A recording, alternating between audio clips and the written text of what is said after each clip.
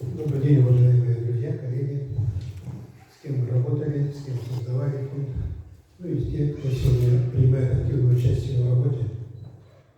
У нас сегодня такие дни и недели идут, да, как будто мы держим отчет перед Михаилом Ефимовичем.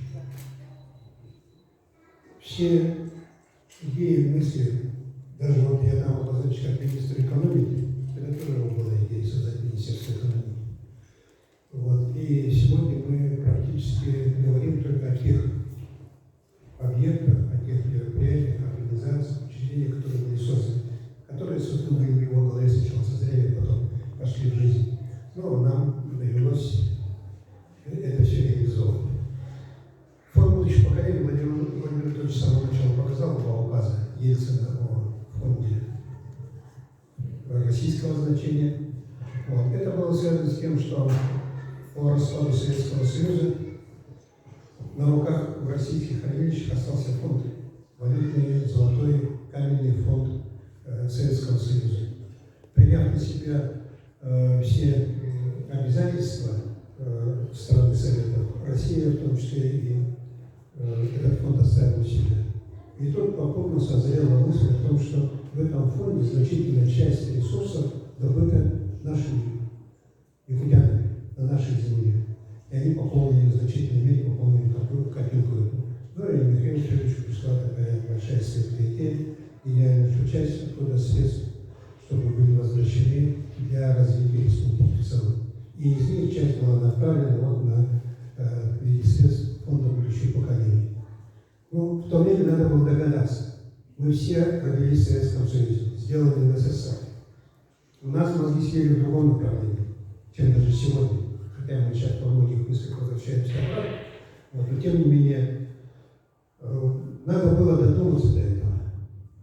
Надо было понять вот новую ситуацию, что происходит, вперед всех, чтобы успеть вовремя как бы отставить свои позиции. Вот это вот очень большое достижение было тогда, и, в общем-то, все удивились. Ну, отчасти прообразом этого формирования фонда будущего поколения послужил перманентный фонд на Аляске. Да?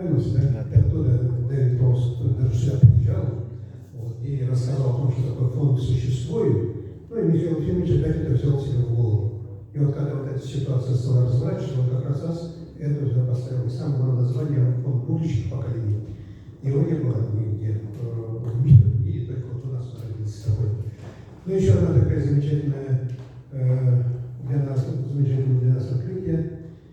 Этому фонду, перманентному фонду Аляски было запрещено законом. Аляски было запрещено вкладывать хотя бы $1 на территории Аляски.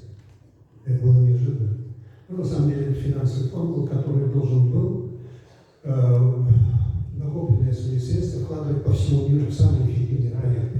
И за счет вот этого процентов с этих вкладов он должен был пополняться и должен был обеспечивать благополучие всех аляскинцев. Всех поголовно.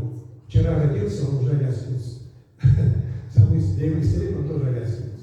И фонды, ну, в те времена, в 94-й, когда мы уже более 93-94 год, они распределяли по $1000 на каждого жителя Аляски.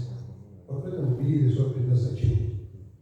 Вот, и перманентный фонд, как непрерывный фонд, который непрерывно пополняется, ну и им дает возможность иметь дополнительный какой-то доход в семье.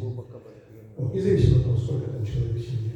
Вот, поэтому здесь у нас принципиально была построена идея фонда по-другому. То есть мы за счет оборотов, финансовых оборотов, накоплений, за счет оборотов вложений в активы какие-то этих средств, мы эти средства, наоборот, направляли на вложения на территории республики, для того, чтобы мы предоставили такие объекты, которые есть.